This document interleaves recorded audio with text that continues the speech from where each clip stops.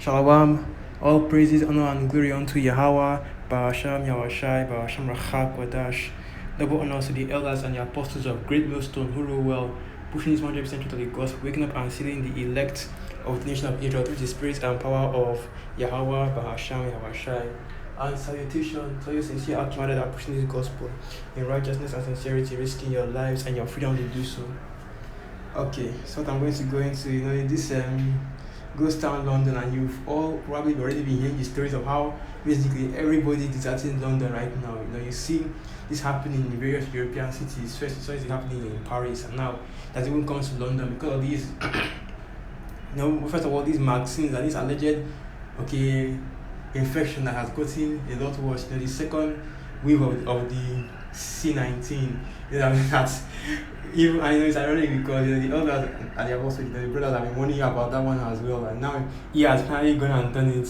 Then he's made a more deadly strain, allegedly, according to him anyway. So now it has even gotten to the extent that you have countries that are banning flights out of the UK. I know when you talked about UK, the United Kingdom, it's talking about mostly England and Great Britain, as it were. Then so now not only do you have a situation where people are trying to get out of London or of the UK as fast as possible, we also have a situation where various countries that they could have actually gone to are banning flights from there, not allowing them to leave. And now the city is even going into a tier 4 lockdown, making and you see how the situation in this country London as well basically is now. So this is the article that I was looking through that inspired me to do this video. Ghost town London, streets and stations are eerily empty as tier 4 leaves capital, showing little signs of life. Just days before Christmas, with cities, shopping centers and high streets suffering up to 75% plunge in footfall. In other words, nobody is going out. The city is in complete lockdown. Everybody is indoors. I know the first picture that I actually got to get, because this one, the scripture actually goes into this. The scriptures ever. Is there any prophecy that is going into this happening right now, where you would see a situation where, there will be lockdowns, or we see a situation where there will be people trying to leave a country and will not be able? And this is just all prophecy coming out. So this is because 2nd Esdras 15 verse 7. A man shall desire to go into a city and shall not be able, but because of their pride, the city shall be troubled, the houses shall be destroyed, and men shall be afraid. Alright, so that's the first part of this prophecy right here is what we're actually focusing on, which is basically people are trying to basically the great exodus happening in London right now, in the UK right now. You also have the lockdowns where people stopping the flight bans on UK, on the whole UK. And what came to my mind upon seeing all this is that this is coming to America. This is going to come to America. This thing they are seeing right now is a preview of how it is going to be when it hits Babylon. Okay.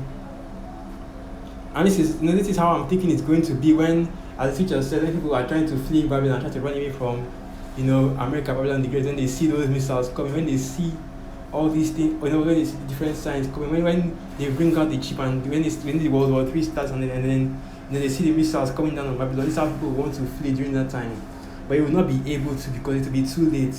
And you see the apostles, the elders have already been telling you hidden that now is a good opportunity for you to go back to your country before shit really starts to hit the fan. Because you could escape a lot of judgments, because Babylon the Great is going to get the worst of it. Alright, so this is the book. So let me go to the book. So let me go to that precept. In the book of Jeremiah, chapter 51. The book of Jeremiah 51 verse 9, and it reads, "We would have healed Babylon, but she is not healed. Forsake her and let us go everyone into his own country. For her judgment reacheth unto heaven, and is lifted up even to the skies." Okay, so now what you will see that pretty soon, when all these things are happening in Europe, starts happening in Babylon, it's going to be a lot worse. Okay, what is going on in the UK right now? What is going on in London with this whole second wave of infection, with this whole Maxine Water situation? It's going to be a hell of a lot worse when it hits Babylon. Because you see how the first wave of the infection was when he hit Babylon. Now it's going to be a hell of a lot worse when this whole situation, when the second infection finally gets to Babylon, because it will, okay. So what you're going to see is you're going to see even harsher lockdowns. You're going to see even stricter flight bans, because you already have bans on the US already as it is right now. So the few countries that are already even are actually allowing flights from the US, they would lock that shit up as quickly as possible, and they are going to see this infection even killing more people and doing more, harm in that society. And that's how the martial law, the sedition among men, you can see all these things happening just from just from the events that are going on in England right now. Okay. I know all you heathen that are thinking that if you leave Babylon, if you leave the UK and you go back to your home country, that you will be safe there. Guess what? Okay, it's not your land. You just live there. The scripture says in the book of Job 9 verse 24 that the whole earth, all right, it's not just Babylon the Great, okay, not just the West, not just Europe, and not just wherever else these Edomites may dwell, not just Australia, but the whole earth. And let's get that. So okay, I didn't want this lesson to be.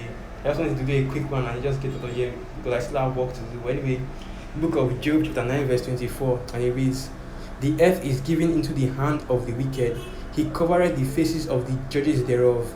If not, where and who is he?" And that's his right plain right there. The whole earth is under his rulership right now. The Most High had given him dominion over the whole earth. So no matter where you go, no matter which country you run to, okay, it is still his. It is still his land. After all, it's not in the same scriptures where let me go to that. It is still his land. After all, it's not the same precept that tell you exactly how these devils work. Micah 2 verse 2. "And they covered fields and take them by violence, and houses and take them away. So they oppress a man and his house, even a man and his heritage." That's exactly what you hidden nations are going to expect. So don't think that you can run to. Don't think that if you're an Elamite, you can run back to India and you'll be saved there from Esau's hand. Don't think that if you are a Moabite, you can run back to China, or you West African Jakes that are living in the UK and they're living in Babylon as well.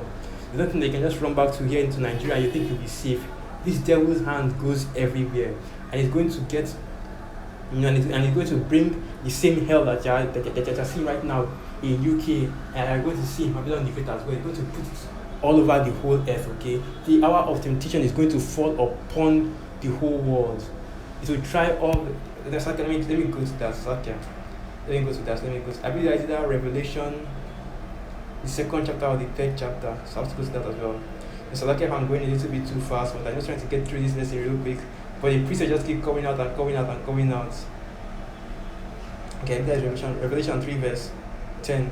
"Because thou hast kept the word of my patience, I also will keep thee from the hour of temptation, which shall come upon all the world, to try them that dwell upon the earth."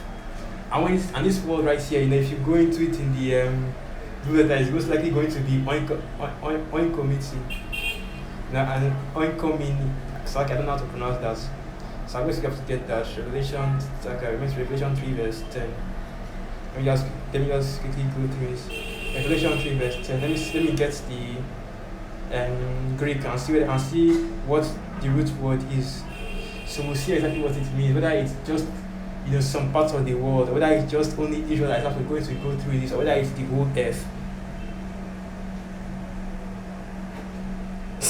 And there it is.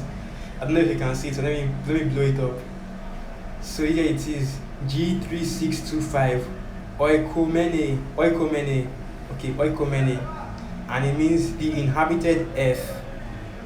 Okay, the Roman Empire, all the subjects of the empire, the portion of the earth inhabited by the Greeks, in distinction from the land of the barbarians, which in today's time, what part of the earth is inhabited by the Roman Empire?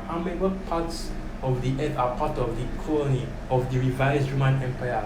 But guess what? That's the whole planet, okay? That's the whole known world. All the 7 continents and the like. So right now, whatever country that you are living in, listening to this, guess what? You are living in a country that is owned by that is owned by the Roman Empire, that is owned by the beast, okay? And I have another precept that I can use to prove that.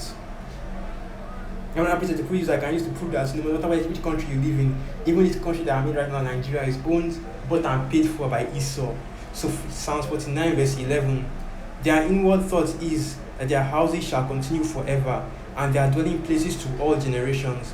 They call their lands after their own names. And that's it right there. That's all the proof you need to know if your country is controlled by Esau or not. Who was the one that named your nation? Because right now I can tell you the history of the country I'm living in right now, Nigeria.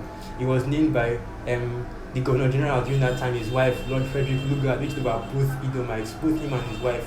So they gave this country that name. Alright, you have America that was named by Americo Vespucci, Spanish Edomites. Okay, you have